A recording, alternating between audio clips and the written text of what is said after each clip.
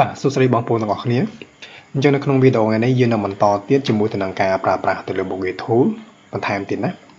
ដែលយើងនឹងនិយាយអំពីរបៀបនៃការប្រើប្រាស់ជាមួយទៅនឹង Color Sampler Tool នៅក្នុងកម្មវិធី Adobe Photoshop ហើយនឹង tool មួយចំនួនទីនេះណានឹងនិយាយបង្ហាញអូខេអញ្ចឹងសម្រាប់ tool នៃ tool Color Sampler Tool បាទវាគឺជា tool មួយដែលយើងប្រើប្រាស់ដើម្បីយកទៅធ្វើការស្ទង់ពណ៌ឲ្យវាចេញពីរូបភាពណាស្ទង់ពណ៌នៃរូបភាពដើម្បីយកទៅប្រើប្រាស់ទៅលើកិច្ចការអ្វីមួយផ្សេងទៀតណាហ្នឹងហើយអញ្ចឹង tool នេះវាជាការស្ទង់ពណ៌ណាបង្ហាញអំពីព័ត៌មានតើចំណុចពណ៌ដែលយើងធ្វើការ click វាជាប្រភេទពណ៌អ្វីហ្នឹងណាវាជាប្រភេទ RGB CMYK តើលេខកូដរបស់វាលេខប្រមាណអញ្ចឹងគឺយើងប្រើអាកន្លែងស្ទង់ពណ៌ទៅនេះមកបាទអញ្ចឹងវានឹងបង្ហាញឲ្យយើងអញ្ចឹងយើងអាចធ្វើការប្រទេសបានណាបាទយើងចុចលើវាចេញមកអញ្ចឹងបងប្អូននឹងឃើញ cursor របស់យើងនឹងវានឹងចេញបំពង់ប៊ិចបែបនេះណាបន្ទាប់មកវាមានសញ្ញារងដើមមួយដែលនៅគៀនវាខាងនេះណានេះគឺជានិមិត្តសញ្ញានៃមុខងារ tool នេះឯណាហ្នឹងហើយ color sampler tool អញ្ចឹងនៅពេលដែលបងប្អូនធ្វើការ click ណាធ្វើការ click ទៅលើតំបន់ណាមួយអញ្ចឹងវានឹងចេញរងដាណាបន្ទាប់មកវានឹងបង្ហាញលេខ1ទីនេះមានន័យថាអ្វីដែលយើងកំពុងដាក់នេះគឺបានម្ដងបានមួយ click ណាបន្ទាប់មកគឺបងប្អូនមើលខាងកន្លែង palette យើងនេះមកអញ្ចឹងវានឹងបង្ហាញអំពីផ្ទាំងព័ត៌មានដែលយើងធ្វើការ click ទីនេះហ្នឹងគឺតើតម្លៃពណ៌នៅទីនេះបាទនៅរូបភាពចំណុចមួយនេះគឺវាស្ថិតនៅក្នុងកូដប្រមាណអញ្ចឹងណាបាទអញ្ចឹងពណ៌នៅទីនេះគឺវាជាប្រភេទ CMYK បាទដោយអក្សរ O នេះបាទដំណើរអក្សរ red ហ្នឹងបាទគឺតម្លៃកូដរបស់វាគឺវាមាន217បាទហើយ green នេះគឺមាន214ហើយនៅ blue នេះគឺវាមាន210ណាចឹងពណ៌ទាំង3នេះទៅពេលវាធ្វើការជាមួយគ្នាទៅវាបានទៅជាពណ៌នេះមួយណា CMYK ជាពណ៌ធម្មជាតិមួយដែរអញ្ចឹងដល់ពេលដែលបងប្អូនធ្វើការ click ជាមួយហើយវានឹងបង្ហាញមួយបែបនេះបាទឥឡូវនេះមិនមែនទេណាបាទបន្តមកដល់ពេលបងប្អូនធ្វើការ click មួយទៀតបាទដាក់តំណែងមួយទៀតមកដាក់តំណាងមួយដែលយើងចង់ធ្វើការស្ទង់ណា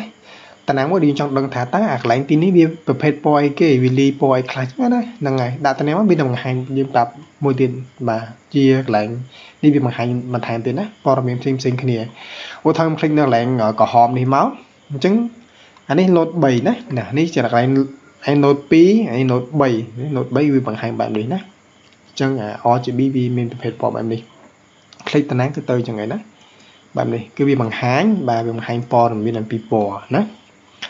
បាទនេះវាមួយយ៉ាងដែរយើងប្រើវាទៅយើងពេលខ្លះយើងចង់ដឹងយើង note ទុកយើងចង់ដឹងថាពណ៌នេះគឺវាមានតម្លៃយ៉ាងម៉េចហើយយកទៅប្រើប្រាស់ជាមួយការងារផ្សេងទៅណាយើង note វាទុកហើយមួយទៀតគឺនៅពេលដែលបងប្អូនចុចពី1រហូតដល់9គឺវាអស់តម្លៃតែប៉ុណ្្នឹងឯងនៅពេលដែលបងប្អូនចុចលើពីហ្នឹងវានឹងចេញ message មកទៀតសុំទោសមែន9នេះ10ណា10បើ version ចាស់មើលត្រឹមតែ4ទេណាដល់ពេលឥឡូវនឹង ICC គឺវាមានរហូតដល់10 click ណាចេញវាចេញសារបែបនេះមានន័យថាវាលើសចំនួនរបស់វាណាបាទលើសចំនួនកូដរបស់វាគឺយើងខ្វែងចោលទៅជាការស្រេចបន្តមកគឺនៅទីនេះបាទវាមានកន្លែងនេះបាទអាកន្លែងនេះដូចវាដូចស្តៀងគ្នាជាមួយទៅនឹងការស្ទង់ពណ៌បាទនៅនេះដែរណាដែលយើងបាននិយាយពីមុនហើយនៅក្នុងវីដេអូមេរៀនមុនណាហ្នឹងហើយអញ្ចឹងមកន័យថានៅតង់ទីនេះគឺយើងធ្វើការ select ជ្រើសរើសនៅ option មួយចំនួនដើម្បីធ្វើការស្ទង់ពណ៌ដោយវាចាប់យកតម្លៃ1 pixel ហ្នឹងហើយ3 គុណ3នៃ pixel 5 គុណ5នៃ pixel អញ្ចឹងទៅណាហ្នឹងហើយ average វាគុណយកណាវាគុណយកទៅតាមអ្វីដែល option ដើម្បីធ្វើការជ្រើសរើសតែយើងយកនេះមកបាទហើយគឺជាបតុង clear ណាដល់ពេលបងប្អូនធ្វើការចុចទៅអញ្ចឹងអ្វីដែលយើងបានធ្វើការដាក់ដើម្បីធ្វើការស្ទង់មិញហ្នឹងបាទវានឹងបាត់ label ទាំងអស់ណាចាំមកនេះបាទចាបាទចាំបងប្អូនមើលឃើញថាពេល clear ទាំងអស់ចុះក្នុងករណីមួយយើងចង់ធ្វើការ clear ទៅមួយធ្វើមិនចោះណាអញ្ចឹងដើម្បីធ្វើការ clear ទៅមួយនេះគឺយើងមានវិធីសាស្ត្រពីរបាទទីមួយគឺបងប្អូនព្រោះថាខ្ញុំចង់ clear លេខ4នេះណាបងប្អូនឲ្យចុចចេញមកបាទមានចុចគេដាក់ cursor ចេញមកនៅចេញសញ្ញាព្រួយបែបនេះហើយរងដាងមួយហ្នឹងហើយបងប្អូនចុចមកតាមលើវាមកអញ្ចឹងវានឹងចឹង menu ទៅនេះហើយយកពី delete ទៅវានឹងបាត់មួយអញ្ចឹងណាឬក៏វិធីសាស្ត្រមួយទៀតបងប្អូនគ្រាន់តែចុច alt ទៅបាទចុច alt ទៅហើយចេញសញ្ញាកន្ត្រៃអញ្ចឹងណាហ្នឹងហើយបងប្អូនចុចទៅវាក៏ធ្វើការលុបបំបាត់ដែរនៅ label ដែលបានធ្វើការស្ទង់ណានេះតកតងជាមួយនឹងពណ៌ដែលយើងយកទៅប្រើប្រាស់ហ្នឹងហើយឧទាហរណ៍ជាក់ស្ដែងចេះ ឥឡូវអាលីម clear សិនណាបាទអាលីមចុចនេះមកបាទ label ទី1អានេះ label ទី2ហើយអានេះគឺជា label ទី3ណាអញ្ចឹងវានឹងបង្ហាញអំពីព័ត៌មានទីនេះបន្តមកខ្ញុំចង់យកពណ៌មកប្រើណាឥឡូវខ្ញុំយកជាមកខ្ញុំចុចជាមកខ្ញុំដាក់ជាណាដាក់សិនមកបាទពណ៌សទៅណាអស់ច្រឡំពណ៌អស់គោឥឡូវពណ៌ខំនេះស្រួលមើលបាទដាក់ space មកហើយខ្ញុំ click ចេះមិនមាន3យើងតេស្តមើល3ទៅបាទបែបនេះហើយចូល tool នេះមកចូលក្នុង tool កន្លែងហ្នឹងយើងស្ទង់វាហ្នឹងអញ្ចឹងអាទី1នេះយើងចង់យកមកប្រើណាបាទយើងចង់យកមកប្រើអញ្ចឹងបងចាបាទចង់មកប្រើបងប្អូនមកនេះកន្លែងលេខ1ហ្នឹងគឺកូដវាប៉ុណ្ណេះបងប្អូនចុចចេះមកបាទហើយបងប្អូនឆ្លងច្រឡងកូដនេះកូដទាំងអស់នេះណាដាក់ចូលក្នុងប្រភេទអានេះ CMYK មិនអត់អស់សំទោស RGB អញ្ចឹងទៅច្រឡងវាចូលប្រភេទ RGB គ្នាមកអញ្ចឹងអាកន្លែង red នេះគឺ145បាទដាក់145យកមកបាទដល់ពេលអាកន្លែង grade នេះគឺប្រហែលគឺ136ដែរបាទ136ដល់ពេលអាកន្លែង blue នេះគឺ118បាទដាក់ចំនៃតួកូដវាមកគឺនេះវានៅតែនេះណាជប់ប៉ាប់ជាមកហើយបងប្អូនឈូលនេះមកអញ្ចឹងពងវិញច្រឡងចូលនេះណាបាទហើយយើងដាក់ជាមកហ្នឹងហើយអញ្ចឹងបានណាបាទហើយមួយទៀតគឺហ្នឹងហើយអាមួយនេះម្ដងណាអានេះម្ដងលេខ2ណាលេខ2បាទហើយលេខ2តើកូដប្រហែលណាអញ្ចឹងបងប្អូនចុចឈាមមកនេះនឹងលេខលេខ2ហ្នឹងគឺ or អក្សរ or ហ្នឹងមែន or ហ្នឹងគឺ247ណា247ហើយនឹង green ហ្នឹងគឺ62បាទ62តមក blue ហ្នឹងគឺ41ណាបាទយើងដាក់41យកមកចាស់ច្រឡំទៅលេខ2វិញចុះ40មិន41ហើយចុច OK មកចុងពណ៌វានឹងថតនៅទីនេះបាទតមកបងឈរទៅនេះមកចុចទីនេះមកហើយយើង control backspace មកចឹងវានឹងចម្លងពណ៌អា label លេខ2នេះមកទីនេះហើយទី3យើងធ្វើដូចមិញដែរអញ្ចឹងហ្នឹងហើយតែជាទូទៅការចម្លងពណ៌គឺពីច្រើនគេប៉ុនទីនេះណានេះវាមានភាពលឿនជាងណាមានភាពលឿនជាងប៉ុន្តែការបង្ហាញព័ត៌មានរបស់វាអត់នេះហ៎បានតែម្ដងណាគួរថាខ្ញុំចុចជិះមកចុចពឹបទៅនេះចុចណាប៉ុន្តែអត់មានចេញសញ្ញា label ដើម្បីចំណាំទេណាដល់ពេលបងប្អូនចុចនេះមកវាបង្ហាញព័ត៌មានវាអញ្ចឹងវាខុសគ្នាអញ្ចឹងអាទីនេះជួនកាលវាសំខាន់ដែរក្នុងការបង្ហាញទីតាំងនៃពណ៌ដែលយើងចង់ធ្វើការដុតយកណាដើម្បីធ្វើការស្ទង់យកទុកប្រើប្រាស់ហ្នឹងទៅហើយវាដូចគ្នាទេការងារវាច្រឡំពណ៌ដូចគ្នាគ្រាន់តែថាមកនេះទៅនេះគឺវាចេញ label មកយើងធ្វើការស្រួលការ note ណាអូខេឥឡូវតាក់ទងមួយ tool មួយហ្នឹងហើយមួយទៀតគឺសម្រាប់ tool ruler tool ណាបាទ ruler ហ្នឹងហើយសម្រាប់ ruler tool គឺជា tool មួយដែលយើងប្រើប្រាស់ដើម្បីធ្វើការវាស់យើងធ្វើការវាស់តាទំហំនៃបណ្ដោយបាទកម្ពស់ឬក៏មុំរបស់វាហ្នឹងប្រឆិតប្រឆាំងមានតម្លៃប៉ុណ្ណាហ្នឹងគឺគេប្រើប្រាស់នៅក្នុងកន្លែងទូនាទីនៃ ruler tool ណាបាទឧទាហរណ៍ចេះខ្ញុំ scroll តូចជាមកចឹងអ្វីដែលមិញនេះខ្ញុំលុបចោលសិនបាទលុបចោលសិនណាបងប្អូនចូលទីនេះមកយើងចង់ដល់ប្របែកវាអញ្ចឹងណាហើយបងប្អូនគាត់តែធ្វើការចុចហើយច្បាស់ខ្ញុំកំពុងចូលលើវាបងប្អូនចុចជាមកនេះបាទចុចជាមកបើយើងចុច shift វានឹងចាប់យកតម្លៃត្រង់បាទអញ្ចឹងណាលេខណាយកមកចឹងមានថាបណ្ដោយរបស់វាចេះបាទបណ្ដោយរបស់វាហ្នឹងគឺវានឹងបង្ហាញតម្លៃនៅទីនេះឲ្យយើងឃើញណាបាទតម្លៃវាគឺទីនេះហើយកម្ពស់គឺស្មើ0ដោយសារតែយើងវាស់តែបណ្ដោយទេយើងអត់បានមកកម្ពស់បើយើងចង់ដល់កម្ពស់បងប្អូនគ្រាន់តែចុចទីមកនេះបាទចុចស៊ីមទៀតមកហើយវាប៉ះកម្ពស់បាទប៉ុន្តែវាអត់ប្រាប់បណ្ដោយទេណានេះបណ្ដោយរបស់វាប៉ុណ្ណេះអស់សន្លំបណ្ដោយកម្ពស់แบบនេះណាគឺចេះមកនេះបាទចុចចេះមកបាទវានឹងបង្ហាញនៃតម្លៃនៃកម្ពស់ដែលយើងធ្វើការវាស់ឬក៏ជាលក្ខណៈ rectangle ជាលក្ខណៈមុំបាទតាប៉ុណ្ណេះវាប្រមាណ degree ប្រវែងពីនេះពីកែងនេះមកនេះគឺប្រមាណ degree បាទគឺវាប្រាប់នៅទីនេះបាទនេះគឺជា tool ដែលពាក់ព័ន្ធជាមួយតារាងការវាស់បាទ ហើយក៏ប៉ុន្តែ tool នេះវាអាចមានមុខងារមួយទៀតវាមិនមែនអាចវាមានមុខងារទំនើបមួយទៀតសម្រាប់ធ្វើការ strength បាទសម្រាប់ធ្វើការរៀបចំរូបភាពរបស់យើងហ្នឹងវាមានសភាពត្រង់ណាក្នុងករណីមួយដែលរូបភាពរបស់យើងថតចេញពីកាមេរ៉ាមកវាផ្អៀងណាជាងផ្អៀងប៉ុន្តែយើងចង់ឲ្យវាត្រង់ជាងអាចប្រើប្រាស់នៅមុខងារ tool នេះបានឥឡូវចាក់ស្ដែងយើងចូលមកទីនេះមកបាទនេះគឺជារូបភាពណាជារូបភាព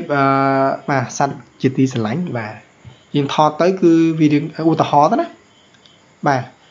វាមានឧទាហរណ៍វារៀងចាក់ស្ដែងដែរនេះមើលទៅយើងថតទៅវារៀងផ្អៀងណាវារៀងផ្អៀងប៉ុន្តែយើងចង់ឲ្យរូបភាពហ្នឹងវាត្រង់វិញបាទគឺក៏យើងអាចធ្វើការប្រើប្រាស់ជាមួយទៅនឹងមុខងារ ruler tool បានដែរណាវាមិនត្រឹមថាវាស់វែងបានទេដឹងពីតម្លៃនៃរូបភាពទេប៉ុន្តែក៏អាច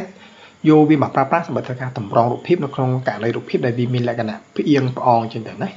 ហ្នឹងហើយតែក៏ប៉ុន្តែទីនេះគឺយើងអាចប្រើតាមរយៈtransform បានណាដើម្បីតម្រង់វាបានប៉ុន្តែអត់អីទេវាប្រើមួយណាក៏បានដែរឥឡូវគាត់ថា tool នេះវាមានអញ្ចឹងយើងបង្ហាញអញ្ចឹងឧទាហរណ៍ថារូបភាពទៅនេះមានឧទាហរណ៍ជាក់ស្ដែងរូបភាពនៃសត្វនេះបាទសត្វឆ្កែមួយហ្នឹងគឺវាវាចណាយើងថតចេញពីកាមេរ៉ាមកវាចប៉ុន្តែចង់ឲ្យត្រង់អញ្ចឹងយើងអាចប្រើប្រាស់ tool មួយនេះអញ្ចឹងដើម្បីឲ្យត្រង់គឺបងប្អូនចុចទីនេះមកនេះចុចបែបនេះបើសិនជារៀងរូបនេះវាប្រឆិតអញ្ចឹងគឺបងប្អូនត្រូវប្រកាសថាអ្វីដែលយើងធ្វើការទាញទៅលើ ruler tool ហ្នឹងក៏វាប្រឆិតចឹងដែរណាបាទតាមនេះមកបាទហើយយើងក៏បានព័ត៌មានអំពីមុំរបស់វាឬក៏កម្ពស់បដៅវាដែរណាបន្តមកបងប្អូនចុចទៅលើប៊ូតុងមួយបាទដែលមានឈ្មោះថា strengthen layer ហ្នឹងបាទចុចទៅវានឹងកែតម្រូវយើងចូលរូបភាពនេះវាទៅត្រង់វិញណាវាមានសភាពត្រង់វិញបាទនេះគឺជាតកតងជាមួយនឹងការប្រើប្រាស់លើមុខងារមួយនេះដែរណាដល់ហើយមួយទៀតគឺតកតងជាមួយនឹងnode tool ណា node tool នេះនៅពេលដែលបងប្អូនចុចទៅវាចេញជាសញ្ញាកូនសភៅមួយបាទណា icon មកវាហ្នឹងតទៅពេលចុចពឹបជាមកអញ្ចឹងបងប្អូននឹងឃើញមានអាកន្លែង label ទៅនេះសំទោសអាកន្លែង control palette ទៅនេះវានឹងបង្ហាញកន្លែងយើងធ្វើការសរសេរទីនេះតែសរសេរ text note ទៅនេះណាហ្នឹងហើយអញ្ចឹង tool ហ្នឹងគឺវាយើងប្រើប្រាស់ដើម្បីអីគេគឺដើម្បីធ្វើការសរសេរសរសេរចំណាំទុកថាតំបន់នេះគឺជាស្អីឬក៏ជាប្រភេទពណ៌ស្អីដែលយើងចង់យកទៅប្រើយន្តទៅណាហ្នឹងហើយឬមួយក៏យើងឧទាហរណ៍ថាខ្ញុំចុចទីនេះមកខ្ញុំចង់ថាទីនេះខ្ញុំចំណាំសិនថាខ្ញុំអត់តន់ធ្វើចំណាំសិនថាទីនេះគឺជាលេខកន្លែងកៅភ្នែកហើយខ្ញុំត្រូវធ្វើការដូរកែច្នៃបន្ថែមទៅណាព្រោះថាទៅនេះវាមានបញ្ហាគេវាមានបញ្ហាបែបនេះខ្ញុំចង់ឲ្យវាទៅជាយ៉ាងណាទៅជាដូចជាក្រហមនេះទៅបងប្អូនចុចលើវាចឹងមកហើយបងប្អូននេះទៅដាក់ថា change to គេ change to អីចេះ to lesson change to red បាទដាក់តាមតារាសិនឧទាហរណ៍ change to red eye ណាអាយ៉ា please say red នេះ change to red eye អញ្ចឹងយើងចំណាំថានេះយើង note វាថានេះយើងនឹង change ទៅតិចយើងនឹងធ្វើការផ្លាស់ប្ដូរវាទៅជា red eye ណាហើយយើង note នេះទៀតដាក់នេះមកដាក់ថាខ្ញុំដាក់នៅចំកន្លែងនេះណាដាក់នេះមកណាចឹងចុចទីមួយទៀតមកចេញសញ្ញា big ឲ្យយើងសរសេរហើយដាក់ for copy color ណាមិនថាកន្លែងនេះយើង note ទុកថាតិចយើងធ្វើការ copy color ចឹងទៅ for copy color ណាបាទធុនគឺវាអញ្ចឹងតែប៉ុណ្្នឹងហើយយើងប្រើប្រាស់មកធ្វើការ note ណាយើងដាក់តារាងមួយទៅយើង note វាទៅបាទអញស្អីទេ option នេះវាធម្មតាវាដូចជាមិនសូវអីសំខាន់ដូរពណ៌អី label របស់យើងណាបាទ click ទៅបាទដូរពណ៌ label យើងហើយទីនេះនិយាយទៅវាមិនអីទេទាំងអស់នេះ clear បាទតែអង្គ clear យើងចុចទៅ clear ទៅទាំងអស់ណាបាទ clear ទៅទាំងអស់ចង់ delete មួយយើងបើថាមាន3 4ចេះទៅយើងចង់ delete មួយយើង tick លើវាចឹងមកបាទយើងចុចម៉ៅស្ដាំទៅលើវាបន្តមកយកពាក្យថា close បាទចុច OK ណាហ្នឹងហើយវាអត់អីទេអាបញ្ហាទីនេះហ្នឹងហើយនឹងតើតូនជាមួយទៅនឹង node tool ហើយមួយទៀតគឺជាមួយនឹង count tool អានេះគឺជា tool ខ្ញុំមិនសូវជាប្រើដែរអាហ្នឹងបាទជា count tool ណា count គឺរាប់មានអត់បាទ count tool the number of object in image ណាហ្នឹងហើយចុចទៅវាចេញសញ្ញា1 2 3 4 5 6 7ជាលំដាប់នេះគឺឯដូរពណ៌នៃ count នៃ number របស់យើងហ្នឹង hai tiếng kia cái đồ mạc mà lại mặc hơn nó bên thằng lại chùm nội của việt đó mà chùm nội là ngày bây giờ chọn đồ lệ thóm dương nè đồ thế này lại là bài sao nhá xài nó bài cho tới video lấy cho bạn mình đấy là ngày hãy đi clear tại tôi nó clear tới cho tới từng mà nó ta tung account thu dương cho tới nó mới theo cả account từ lời chụp một image nào môi object nào môi thải pinประมาณgiống đó ai phải tin bạn hai bênนี้คือชื่อ link บทเพลย์ด้วยกันมันบทยังเตอhai bênคือชื่อ link ประกาศ group นะประกาศ group อุทธรธาลบจอเจ้ามือสันอุทธรธาทีนี้มันยังประกาศ group มวยใจม้าอยู่โอเคแต่ไม่ group ใจม้ามวยปีใบป่าจนเข้ามา group นี้มีเราผมบุญจังแต่นะmà tao móc nhomจุดมือtiền mà group bị bấy cho nó bây giờ chất stand nó mà tiếng mới bị chỉnh chặt tóm trên tỷ lệ mùi từ bình đấy này nó sẽ tôi muốn cả group là tập đó hai nó cứ ta tôi cả lục đấy lục tới lục group chỉ là cái nàng group á là ngày lục chỉ là cái nàng group ấy clear mùi tới tôi từng ngỏ mà tập pin mi tầm mà group ở trong gì group ấy bị lục tới để bà thà trong gì group mà những vì lục từ đấy bà nó cái tôi chỉ mùi từ nàng cả pa thì là cả đây hai nhom có nó sẽ bàn chỉ vô pra chỉ những ngọt đấy mà càng gì liên tràn đấy mùi nàng graphic bên tay sâu vô một pra này bên đây con là bằng hàng vì tới thay nhưng vì miền tới thả nằm bầy chẳng hạn như đằng vì bìa bạn chẳng có con video này mình tập nắng mà bữa sân chia ca bằng hàng thì vì ở sơ lọ chứ là chia sẻ phóng đấy mà hay có zoom chui ca của mình tới là mới chia ca tập này mà số một con zoom chuẩn bị bìa bạn